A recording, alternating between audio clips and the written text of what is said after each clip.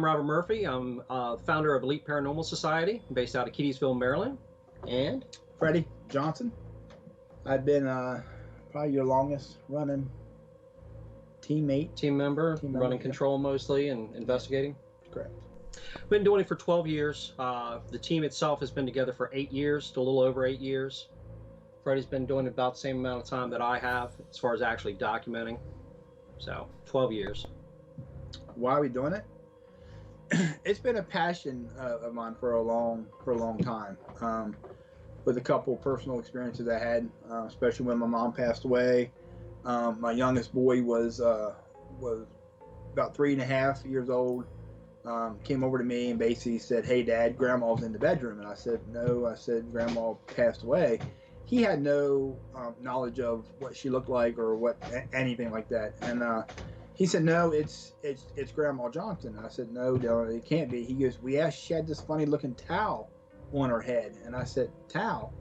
Well, I carry a picture in my wallet, and I showed Rob before. It's a picture of my mom, and she had the chemo, the thing she wore. And he said, "Yeah, that's Grandma Johnson." There was no way. So it made me curious, and I was like, you know what, I'm going to start doing some stuff and kind of join a team prior to EPS. And then Rob and I met, and this is where we're at. Yeah, mine started early on. Like a lot of people, I was probably around 7 when I started having different experiences that, even looking back now, you really can't explain.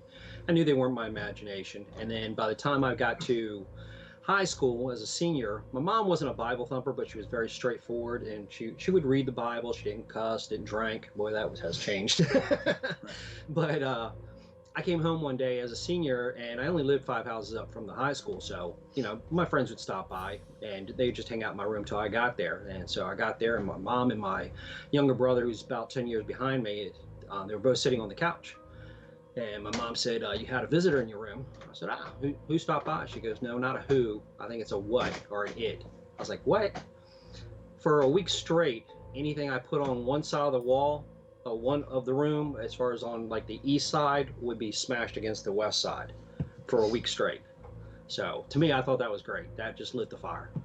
Ended up making arrangements with Bonnie, a friend of ours at the time from the team, to have her come up. She would ride up from Florida and help me out on this location. It was, we try never to go alone. I've never met the clients in person. So anytime we go to a negative location like that, you kind of play it in the back of your head. You know what the complaints are, but you still need the location to prove itself, if that makes sense. At least for me. I'm still always skeptical about what's actually happening. So we get to the location, we start getting set up as quickly as possible. The 3 of them that were there, as far as the clients, they wanted to go ahead and obviously tell their story, what happened. We see a little bit of the activity. We kind of figured it was going to be a normal, until something proves itself, it was going to be pretty normal. The first round was Bonnie and myself by ourselves up in one of the bedrooms. And Bonnie is gifted as well. She has abilities. I do not. So when she's saying she's seeing something, I kind of take their word for it, but I just need the concrete proof. I need to catch something on recorder, catch something on video. I need something that I can actually give to a client to say, "Hey, at least we documented this," whatever. Now, in the back of my head, I know I'm coming to this location because of the negative energy, that I'm also ready to do a cleansing too, once we figure out what happens with the energy there. Every time I would leave that room, sometimes we'll trade up a little bit, kind of see what the energies would do. With Bonnie in there, I would move out of the room a couple of times, and then she would just start, it would obviously affect her. It would seem to, whatever was there would start coming at her. And so that made her very uncomfortable. Again, understandably. So that was just the first round, and we figured, okay, well, next round we're gonna go down to the basement. The basement was supposed to be the spooky area, which in very negative locations, that's usually the control location for something very dark or negative. They usually use the attic or the basement. In this case, it's the basement. So the plan for the second round was to go down in the basement. I'll start with Bonnie, and then I want to change the chemistry. I want to use Mark. He was the one who was pushed down the stairs. Talking to himself and the other 2 homeowners, I wanted to know who was the most nervous person there. Fortunately for me, because he was the biggest guy, he was also the most nervous. He had no, it looked like it was rehearsed. All of a sudden, here goes his hand up when I asked the question. The other two were pointing right at him. I was like, okay, that couldn't go over any better. So when we got halfway through the second round, I told Bonnie, you know, let's go ahead and switch out. She went upstairs to go get Mark, and he was the one that was going to come down, which he did. And he came down, and things started out all right. And then it wasn't too long before he started saying there was a shadow creeping up on me. I can't see it, can't feel it, doesn't matter to me, but we have to take care of the client, obviously. So comes on a little bit closer. Then before long, I'm watching. I always watch the clients, and when you start watching and listening to his voice, his answers are getting kind of choppy. He was trying to do the flashlight session, and he was still trying to do it, but his answers, and it's when he's talking and I'm saying, are you all right? Yeah, it was getting really fast. And then I turn around and move a little bit farther back. I'm like, okay, I'm just behind the camera. I'm only about 12, 15 feet away. As I moved a little farther back, then he started complaining that something was felt like it was sitting on his lap at first, like weight. And then he really got nervous. I went to go ahead and start working on it because he was definitely upset about it. So I went to move it away from him, and he's saying, he could hear it talking to him. It's saying, you're not going to be able to. I was like, relax, I got it. It's not a big deal. So I got the holy water out, ended up start working on that.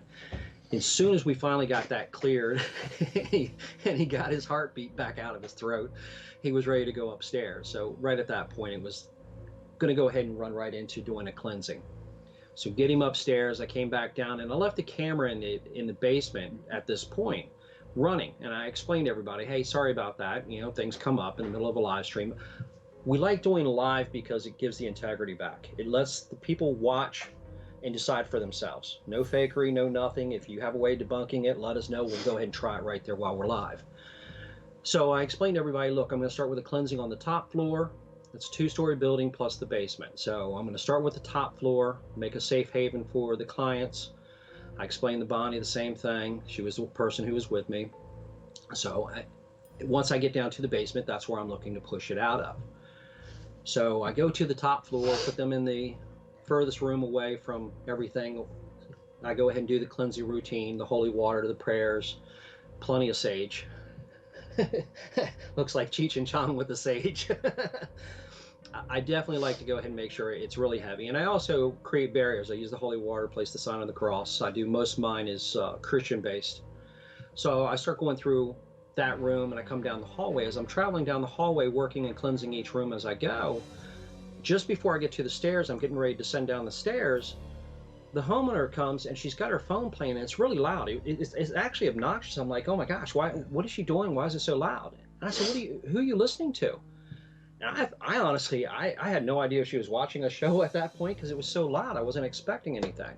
She goes, I'm listening to Bonnie. I was like, you're doing what? What do you mean you're listening to Bonnie? I left Bonnie on the ground floor. I did not expect her to go to the target area where I'm pushing.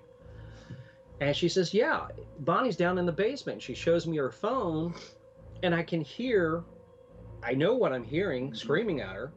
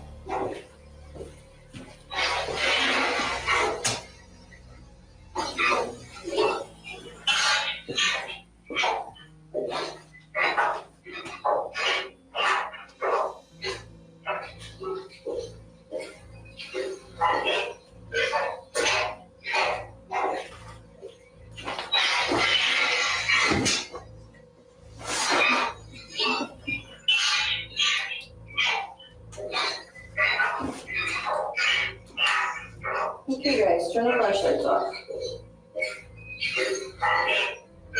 Alright, I'm here.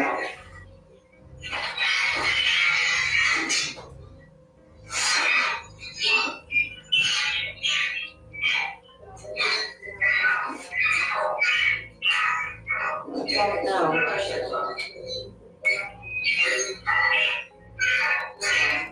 I'm here.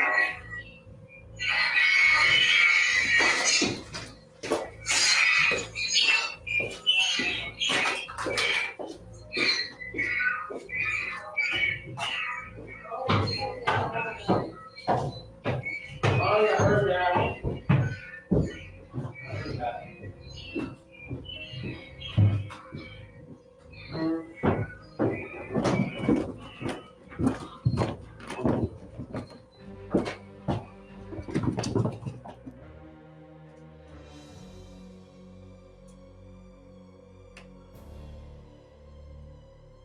I just got off work and I was watching the actual live, and I heard this, and I'm like, man, that must be like an interference with her phone or something, because I thought it was that or an app on the phone, because Bonnie had her cell phone.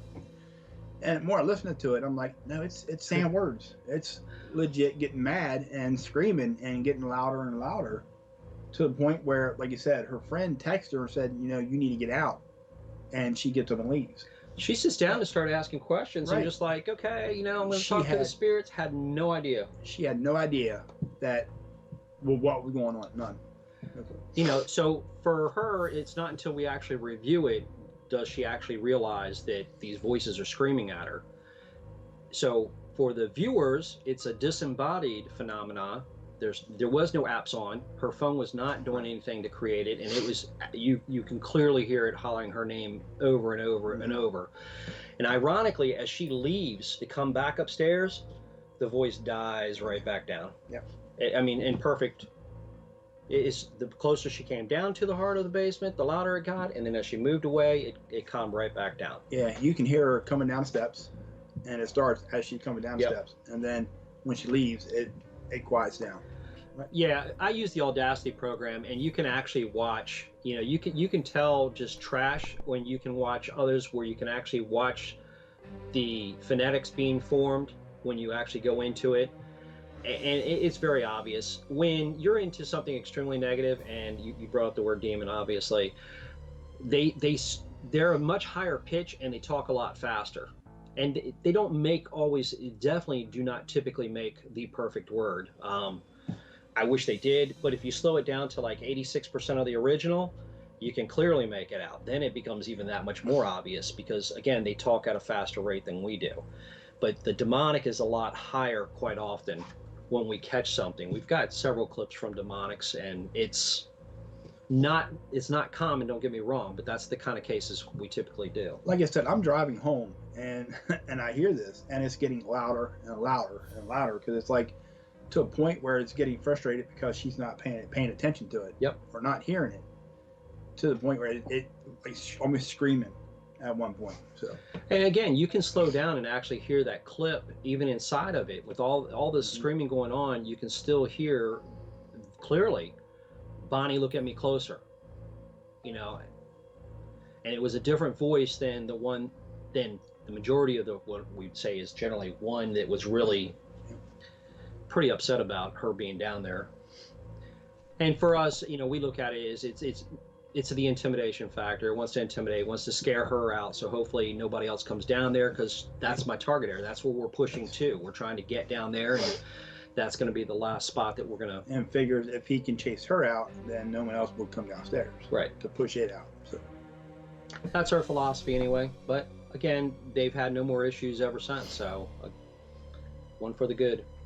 Right. You have anything else? I don't. I think we covered everything, man.